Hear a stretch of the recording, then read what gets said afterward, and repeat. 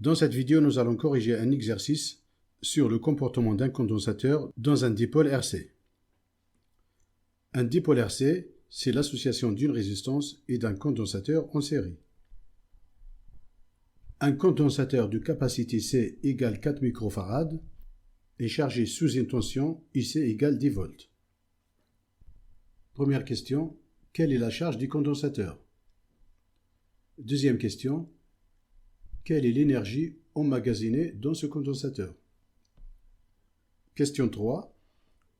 Le condensateur est ensuite relié à une résistance R égale 50 kΩ. Quelle est l'intensité I du courant au début de la décharge? Question 4. Quelle est la quantité d'énergie dissipée par effet Joule à la fin de la décharge du condensateur?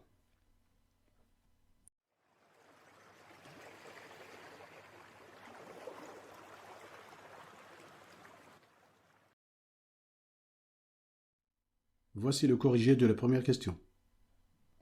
Quelle est la charge du condensateur? Nous avons Q égale C fois UC. Q est la charge du condensateur recherchée.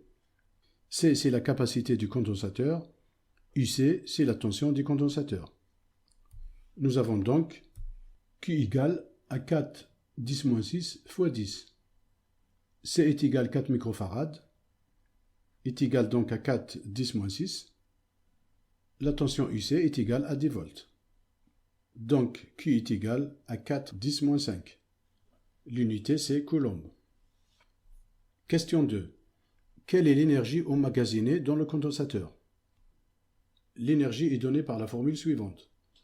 E est égal à 1/2 C fois UC au carré. Application numérique. E est égal à 1/2 fois 4 10-6 fois 10 au carré. On a donc E égale à 2 10-4. L'unité, c'est le joule.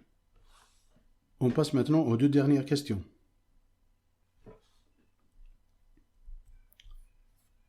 Question 3. Le condensateur est ensuite relié à une résistance R égale à 50 kΩ. Quelle est l'intensité I du courant au début de la décharge? Lors de la décharge, un condensateur se comporte comme un générateur. Donc la tension U et l'intensité I ont le même sens. C'est la convention générateur.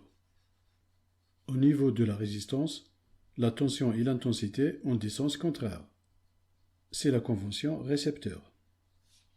Au début de la décharge, nous avons U égale UC. Nous avons U égale RI. En appliquant la loi d'Ohm, on a donc I égale U sur R, ce qui est égal à UC sur R, car U est égal à UC. Application numérique, on remplace UC par 10 et R par 50, 10 puissance 3, car nous avons R égale 50 kΩ. I est donc égal à 2 10-4 ampères. Question 4. Quelle est la quantité d'énergie dissipée par effet Joule à la fin de la décharge du condensateur? Lorsque le condensateur est complètement déchargé, toute l'énergie initialement emmagasinée est dissipée par effet Joule dans la résistance. Nous avons donc cette énergie dissipée dans la résistance R, qu'on a représentée par E', est égale à E, déjà calculé à la question 2, est égal à 2 10-4 joules.